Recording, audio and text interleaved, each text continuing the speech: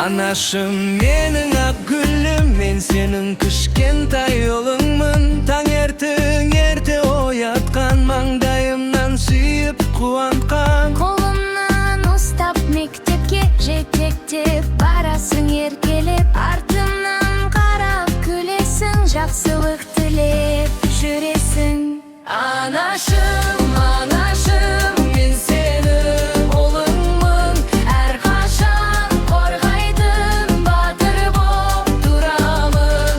Анашым, анашым, сен менің панамсың, мен сені жақсы көремін, алаңда данамсың.